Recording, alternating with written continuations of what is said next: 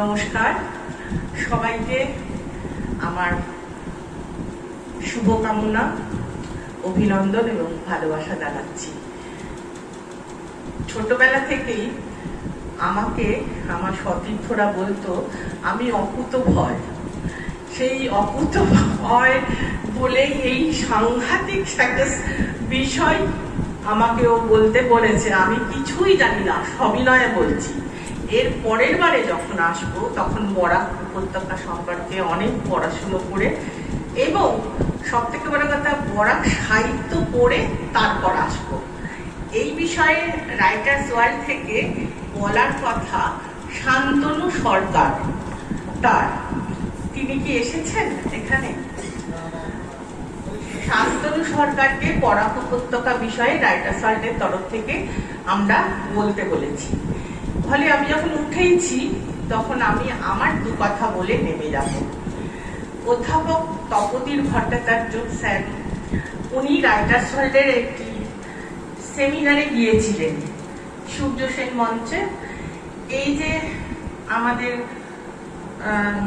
কেন্দ্রীয় সরকার দ্বারা যে বিষয়টি মধ্যে দিয়ে উনি গেছে তার বর্ণনা, অভিজ্ঞতা আমাদেরকে তিনি ওখানে গিয়ে জানিয়ে এসেছেন।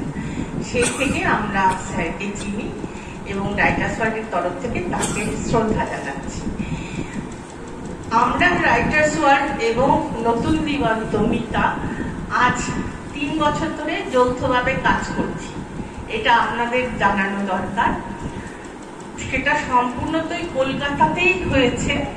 এবছর আমরা রাইটার্স ওয়ার্ল্ডের যে বার্ষিক উৎসব হয় সেটি করেছিলাম ডুয়ার্সের হলমে এবং আমাদের ইচ্ছে আমরা পশ্চিমবঙ্গের বিভিন্ন জেলায় বা এই যেভাবে মিতা করছেন এরকম যদি বাঙালি অধ্যুষিত রাজ্যগুলিতে আমরা পৌঁছতে পারি। এর আগে আমরা আগরতলায় এরকম একটি অনুষ্ঠান করে এখানে এসেছি এবং আমরা চাইব আমাদের মধ্যে এই ভ্রাতৃত্ব যেন সুদৃঢ় হয় এবং চিরস্থায়ী হয়। আমরা বারে বারে সংস্কৃতির আদান প্রদান যেন করতে পারি। এবার একটু রাইটার্স ওয়ার্ল্ড সম্পর্কে বলি।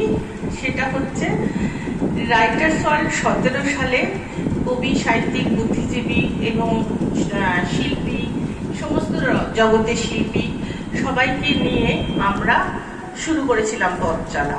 আমাদের প্রথম যিনি সভাপতি ছিলেন দিব্যেন্দু পালি, বিখ্যাত সাহিত্যিক, এবং তার কিছুদিন পরে তিনি প্রয়াত হন। তারপরে সভাপতি হন সৈয়দ কাউসার জামান, কবি, এবং আপনারা সবাই হয়তো তাকে চেনেন নামে বা সামনে। তারপরে আমাদের সভাপতি হন অধ্যাপক স্বপন ভট্টাচার্য। কিন্তু প্রথম দিন থেকেই এই সম্পাদকের দায়িত্ব আমি পালন করছি। আমি জানি না কতটা কি করতে পেরেছি, তবে রাইটার্স ওয়ার্ল্ড শুধুমাত্র সাহিত্য নিয়েই কাজ করে তা নয়। আমরা সামাজিক বিভিন্ন অসুবিধার সময় রাস্তাতে নেমেছি। ঝড়, জল, বৃষ্টি বা সামাজিক যে সমস্ত ঘটনাবলী আমরা দেখতে পাই সারা ভারতবর্ষ জুড়ে, সেই সব ব্যাপারেও যেমন একটি উদাহরণ দিই। আমরা কাশ্মীরের যে মেয়েটি আসিফা যেভাবে নির্যাতিতা হয়েছিলেন তার জন্য আমরা রাস্তায় নেমেছিলাম। এরকম অনেক সামাজিক কাজ আমরা করে থাকি। এছাড়া আমরা চেষ্টা করি সাহিত্যকে অত্যন্ত সততার সঙ্গে আমরা নিজেদের মতো করে সবার কাছে পৌঁছে দেওয়া, এবং এই সততাটি বিশেষ করে আমরা এখন দেখি যেটি মিতা করছেন, যেটা চন্দ্রিমাদি একটু বললেন। আমিও মিতাকে অসম্ভবভাবে অসংখ্য ধন্যবাদ জানাচ্ছি এই কাজটি করার জন্য সততার সঙ্গে। সেটা হচ্ছে পাবলিকেশনের কাজ। আমাদের পশ্চিমবঙ্গ জুড়ে পাবলিকেশনে অত্যন্ত অসৎ একটা সম্প্রদায় তৈরি হয়েছে। তারা বই প্রকাশের নামে বিভিন্ন প্যাকেজ চালু করেছে এবং সেই প্যাকেজের কোনো মা বাবা নেই অর্থনৈতিকভাবে। কোথাও 300 কপির জন্য 40,000 টাকা, কোথাও 60,000 টাকা, কোথাও আবার প্যাকেজ, এই জন্য বলছি এইরকম ধরনের একটি একটি অনুষ্ঠান করে, বই প্রকাশ করে এবং তাদের সাহিত্য ভিত্তিক কিছু ট্যুর করে লাখ লাখ টাকা তারা ইনকাম করছেন এবং সেই টাকা তারা আত্মসাৎ করছেন বলাটাই ভালো। কারণ যারা প্রেসের কাজ করেন সেই প্রেসকে তারা হাজার হাজার টাকা বাকি রাখছেন।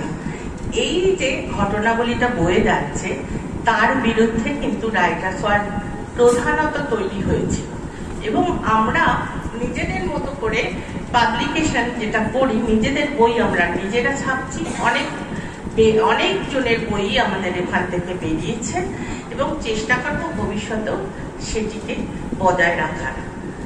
আর আমাদের একটি মুখপাত্র আছে, সেই মুখপত্রটির নাম ভাষাচিত্র।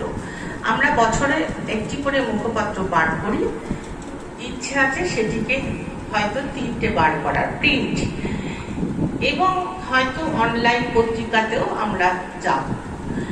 আমরা চাইবো আপনারা আমাদের পত্রিকায় লেখা দিন এবং পশ্চিমবঙ্গ, অসমের শিলচর, বরাক উপত্যকার সাহিত্য নিয়ে আমরা কলকাতাতেও সেমিনার অ্যারেঞ্জ করবো হয়তো ভবিষ্যতে, আপনারা যাবেন এবং আমাদের বার্ষিক অনুষ্ঠান যা হবে সেখানে আমি তার মাধ্যমে আমরা আপনাদের ডাকবো, আপনারা দয়া করে আসবেন এবং সংস্কৃতি বিনিময় করবেন। এখন এটুকুই রইল। সবাইকে আবার আমার প্রণাম এবং শুভেচ্ছা।